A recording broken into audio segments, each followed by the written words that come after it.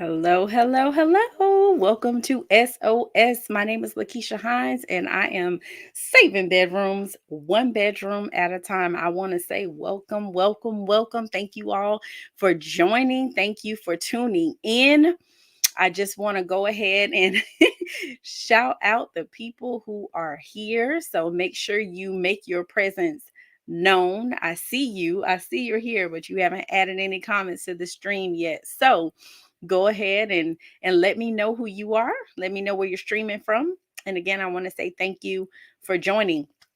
There are so many wonderful things coming up with Couples Academy, specifically this weekend, last chance weekend. So excited about that. Looking forward to meeting all of the wonderful couples that will be joining us in Georgia. Looking forward to it, meeting everyone and looking forward to hearing their stories, their testimonies, their trials and triumphs. So looking forward to the back end, the journey, the initial meeting, all of it wonderful. Hey, Renita. Hey, Ashley. Hey, Yolanda. Thank you for joining. I don't know if you watched last week, but we were talking about reasons why husbands say no to sex. And I know it caught you guys off guard. I know you were like, they never say no. What are you talking about? But there are husbands out there who do say no. And we were going through reasons as to why those husbands say no. So, as always, I like to give you guys a quick little recap before we dive into what we're talking about tonight because you may have missed last week. And I want to make sure that we are up to date with all of the reasons that we previously talked about so we can combine it and put it all together.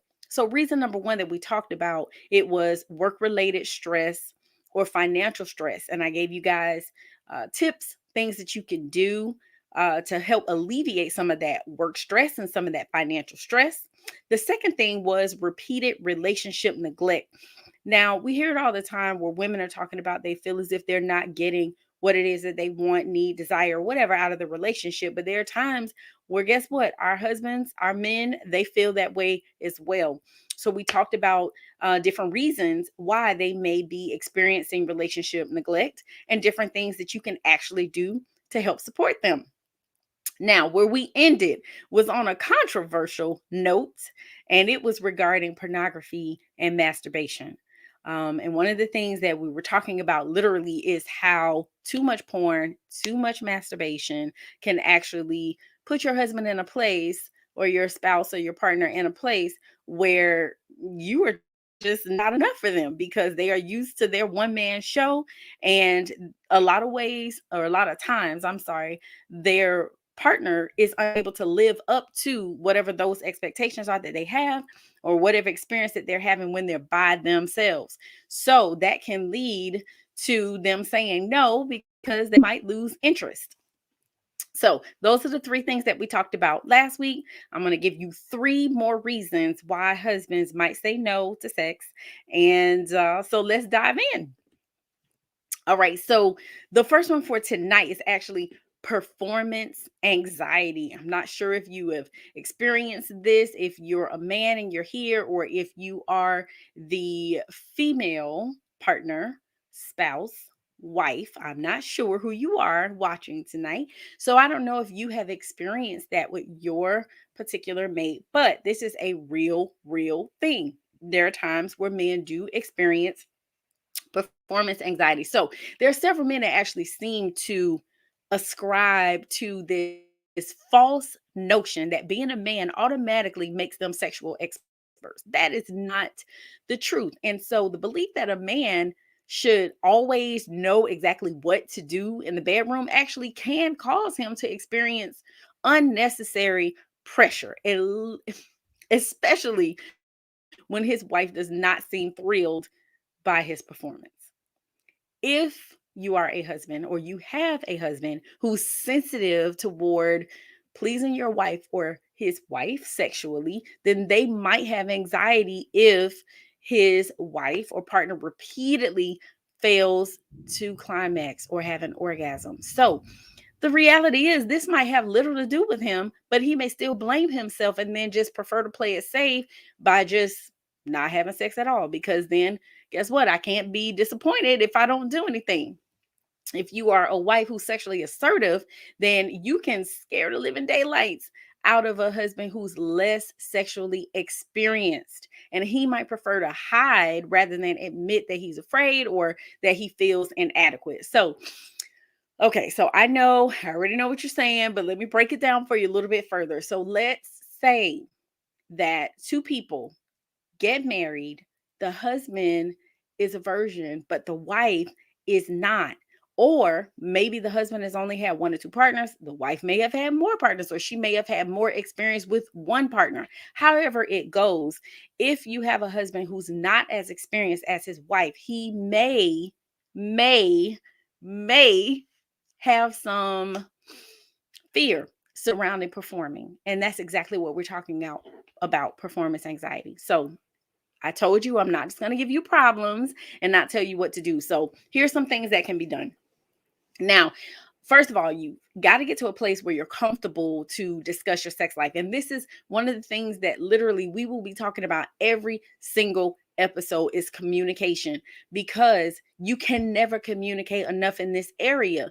I mean, generally speaking, in your relationship, you have to communicate, right? But you definitely have to communicate in this department as well. So you have to be comfortable to discuss your sex life with the doctor. The doctor will examine, do an examination, do some tests to make sure that there's no health conditions or that there's maybe a particular medication that you're taking that might be the cause of your problem. So he or she will be able to evaluate that and assess that.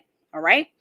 Medication, excuse me, and other therapies might actually help treat ED or erectile dysfunction if that is something that you as a husband or your husband or partner may be experiencing. There are some other sexual problems that have physical causes too. And so that's something that can also be explored by seeing a doctor. So if it's not a medical issue, that's not what to blame, then your doctor might say you might need to talk to a therapist. You might need to talk with a counselor or a therapist who has experience in treating issues with performance, with anxiety or sexual problems. The therapy might actually help you understand and then reduce or even possibly get rid of altogether the issues that are causing your sexual performance anxiety. The main thing too is to be open with your partner. Again, going back to communication, you have to talk with your partner about your anxiety, and that can help ease some of your worries. And so when you guys work together to try to reach a solution, then you might actually draw closer together as a couple and then improve your sexual relationship. Remember, it's not just about the physical act of sex. It's communication, it's intimacy, it's you guys being open and honest with one another. Remember, intimacy is into me see. I can't see into you if you're not talking to me, right? So it all comes together. Now, another thing that could be done besides talking to a therapist, obviously having open communication, you can be intimate in other ways. So you actually can be intimate without intercourse. You can do sexual massages. You can take a warm bath together. You can take turns pleasing each other with masturbation. So you don't always feel like you have to have that pressure to perform sexually. Another thing that can be done is exercise. So not only does working out make you feel better about your body, but it also improves your stamina in bed. I don't know if you knew that, but exercise is key to being able to have longevity in the bedroom. Another thing you can do is distract yourself. Put on some romantic music, put on a sexy movie while you make love. If it's not too much of a distraction, you want to think about something that actually excites you or turns you on. You need something sometimes to take your mind off of your sexual performance, because that might actually remove the worries that prevent you from getting excited or prevent you from being as ready as you could possibly be, because you're removing away the worry that you're having. All right. And then last but not least, take it easy on yourself. And if you are the spouse that's here, the wife that's here, take it easy on your spouse.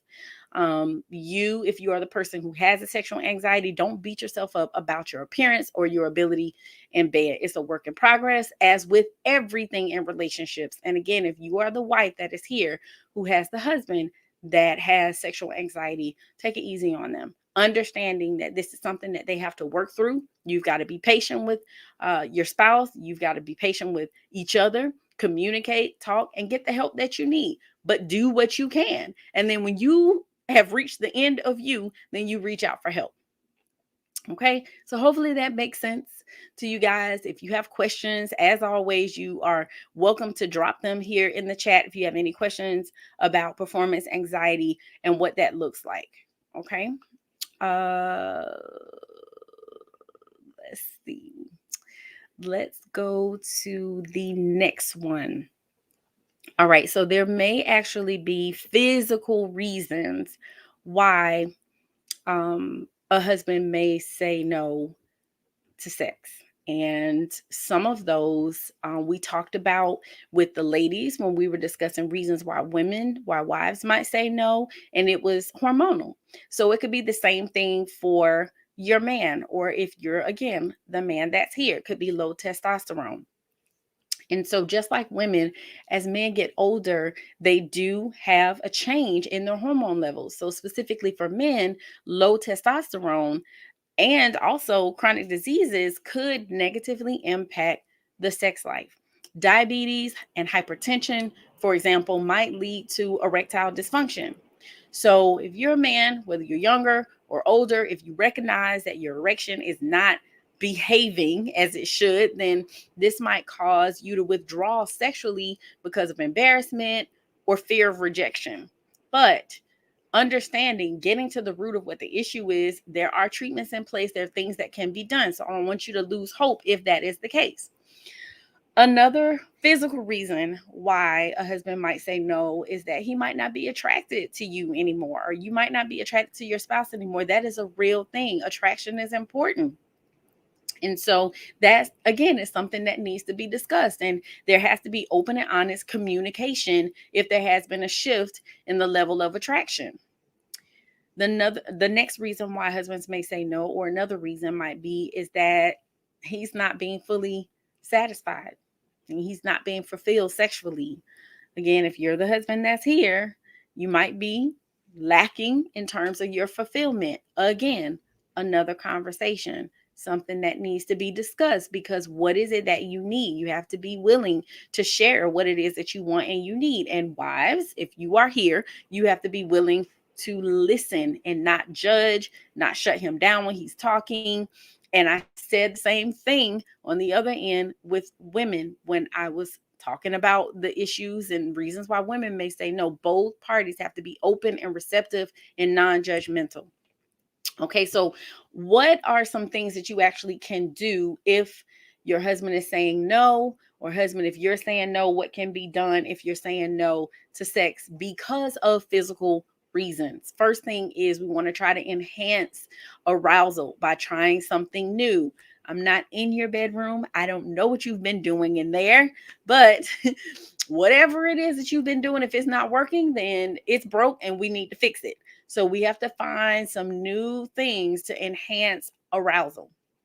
Another thing is to take the pressure off by trying something else for a little bit of time. So it may be foreplay, it may be toys, I don't know, but you may want to try something else for a little bit instead of focusing so much on intercourse.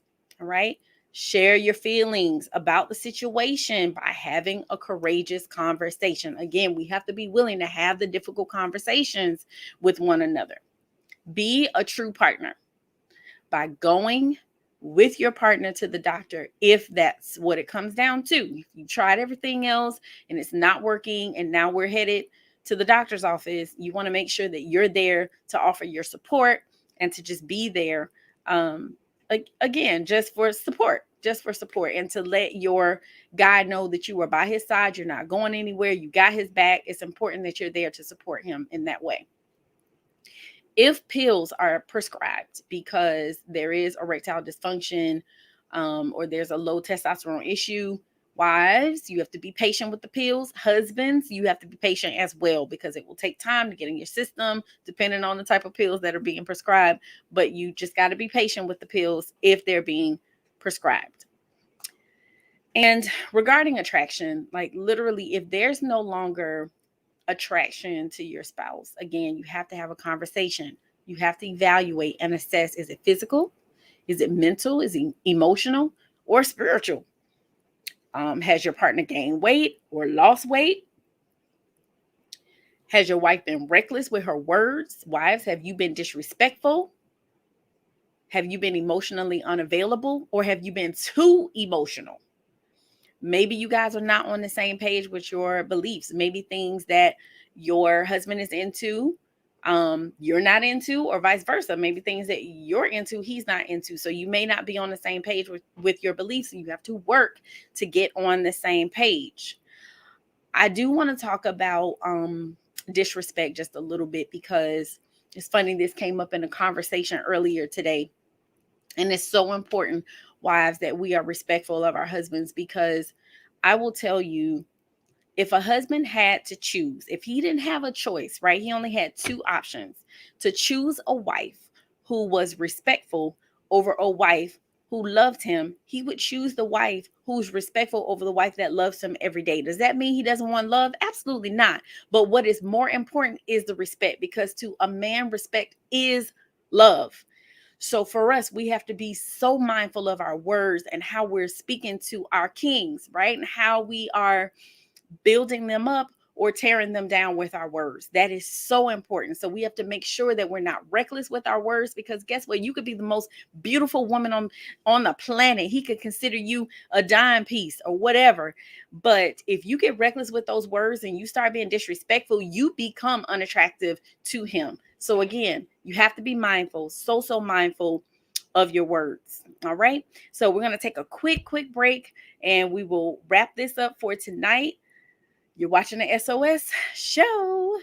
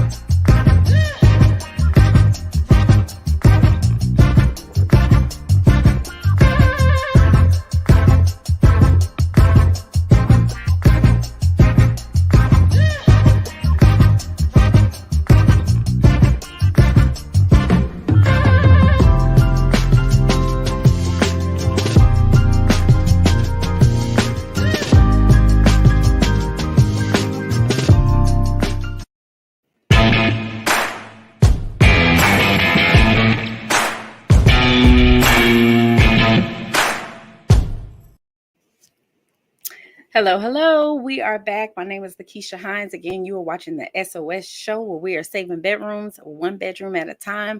I'm looking at you guys' comments, and I want to say thank you so much for joining. Hey, Ashley. Hi, Yolanda. Hey, Lisa. Mrs. Monique to you.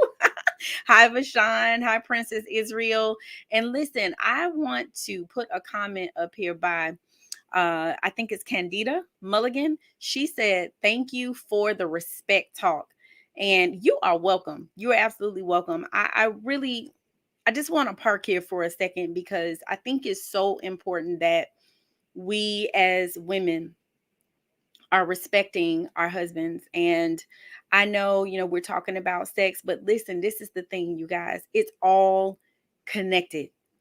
The majority of our connection happens outside of the bedroom, because what takes place outside of the bedroom is what makes you want to go in the bedroom in the first place. And that respect is such a huge thing for men. I'm telling you something that I know, not something I heard. I used to be a wife who wasn't respectful, who was not honoring my king in a lot of ways, because I was reckless with my words, and I had to learn that that was not the right way to go. So at the end of the day, whether he is making me feel all types of joy, he's getting on my nerves, I still have to be respectful. Because at the end of the day, my ministry is to him first. And you pray, I pray, not ask for a husband. God bless me with one, and now I'm going to be rude and disrespect him and not treat him right? Absolutely not. And so, again, on those days where I may not be feeling especially loving, or he's not being especially lovable because he's stressed out about something that has nothing to do with me, I think about the fact that whatever I say, whatever I do, is like me talking to God. I'm going to say that one more time. Whatever I say, whatever I do, it's like me talking to God, because the way that I show my love for God is through how I treat my husband. And the way he shows his love for me is through how he treat for God is through how he shows his love for me. So when I don't feel like being loving and kind and respectful, I think about what would happen if I talked to God like that, or if I treated God in that manner. And that's what kind of whips me into shape. All right. So, oh, M. Shay, Miss Thomas, you said that's good. Okay. Thank you. I receive it. I receive it. And hello, Miss Kimberly, and hello, Felice. Thank you for joining. Thank you for joining. So, I want to take us to our final point for this evening. And it actually is the misalignment of goals. The last reason that we're talking about why husbands might say no to sex is the misalignment of goals. What am I talking about? Okay, so question for the ladies who are here: is your goal as a wife to serve your husband daily? Is your goal as a wife to serve your husband daily? The answer should be yes. And his goal as a husband should be to serve you daily as well. Because the thing is, if I'm serving you and you're serving me, aren't we both being fed? Aren't we both being served? I would say yes. So if we take the focus off of ourselves and put it onto them, and they take the focus off of themselves and put it onto us, again, we're both being taken care of. So your goal as a wife should be to serve your husband daily. We were called to be helpmates, right? That is one of the most important jobs, most important assignments, and it actually is a reverence position. It's not a position that is beneath the bottom of someone's shoe or below, or for us to be stepped on, or whatever the case may be. It's actually an honor to serve. If you think about our Lord and Savior, and I'm not going to preach because we're talking about sex, but God is all up in that too. But I'm just saying, if Jesus got on his hands and knees and he cleaned the feet of his disciples and he served people, who are we that we can't serve each other? So it is our job, it's our assignment to serve, right? So serve your husband. All right. Second point, with the misalignment of goals: men say that they literally don't need much. They need three things. Now, I heard it in a very, very vulgar way, but I'm going to clean it up. I'm going to clean it up, ladies. Men need triple S. Triple S. Number one, sex. Number two, supper. Number three, solitude. I will say that again. Men say they don't need much. They say they need three things: sex, supper, and solitude. And I know you haven't heard the term supper in a long time. For those of you who haven't heard it, it's dinner. So give me some sex, feed me, and then give me some time by myself. And they are good. All right. So remember that. Triple S, ladies. When a wife lovingly affirms her desire for her husband, this can be the first step towards breaking down barriers that prevent us from having mutual sexual expression and satisfaction. The same way we want to be desired and affirmed, they do as well. They don't want to be in a position where they are having an intimate encounter or having sex with their wife, and she's looking like she would rather be shopping, fishing, watching TV. Well, not fishing. I don't know. Some ladies fish, but you know what I mean. Shopping, watching TV, sleeping, doing anything else but what they're doing. So it is important again that we affirm our desire for our husbands. The same way we want to be desired, they want to be desired as well. Accept that relationship changes will affect what happens in the bedroom from time to time. That is critical that we are open and honest about that, and that we just understand that life happens, things happen. So there will be changes that take place in the relationship, and it will affect your bedroom activity. It doesn't have to because you're getting these tips from me. You're going to know what to do if these things come up, or if they're already happening, then you know what to do. But accepting that the changes will come and that it might affect what happens in the bedroom is critical to you guys being able to move forward, deal with it, accept it, and make change. All right. You want to always keep the channels of communication open so that if there are any problems that come up, they can be shared with sensitivity before they have a chance to grow and develop into something deeper and bigger, which can totally destroy your sexual intimacy. So that is why I'm saying communicate, communicate, communicate. All right. And then, wives, we must be willing to communicate our fears, our concerns, our needs regarding the issues of sex in a non threatening, non derisive manner. Because the reality is, there are a lot of men out there who do not fully understand our anatomy and our physiology. And so a lot of times the things that may have worked in the past doesn't work for you, because our bodies go through changes. And so we have to be willing to communicate what fears, concerns, and needs we have, but do it in a non-threatening, non-judgmental, and just not in a way that's going to make your husband feel less than. And so, husbands, you have to do the same. Communicate what fears you have, what concerns you have, and what your needs are. And women, we have to be willing to be open and to receive and to listen and respond. And last but not least, when you are communicating, you must be firm, but you also must have loving confrontation. Remember, we have to be willing to have those uncomfortable conversations, those crucial conversations with one another, right? So if there is any suspicion of infidelity or any type of abuse to pornography and even masturbation, then there has to be communication. And we've got to confront the issue head on, but doing in a loving way. You want to be clear, concise, and direct. You want to be raw, real, but not rude, always. All right. So we want to make sure, again, lastly, that we are looking at our goals and that we are ensuring that we are sensitive to the thoughts, the feelings, the fears, the emotions, the concerns, the doubts, whatever they are, and that we are open and willing to listen and hear one another. So that is it regarding the reasons why husbands say no to sex. There may be many other reasons out there, but these are the top ones that I wanted to focus on. But I want to tell you guys next week. Woo! Next week, have your face in the place. We are breaking down foreplay. So I want you to come play with me before you play next week. I want to see you guys on time, early, to catch me at 9 a.m. It's going to be juicy. It's going to be spicy. I can't wait. Super, super excited. And I just again want to thank you all for joining. Hello, Dee Dee, and hello. Thank you again, Darlene, for your comments, all of your comments, and for joining. I hope you guys have a wonderful, wonderful evening.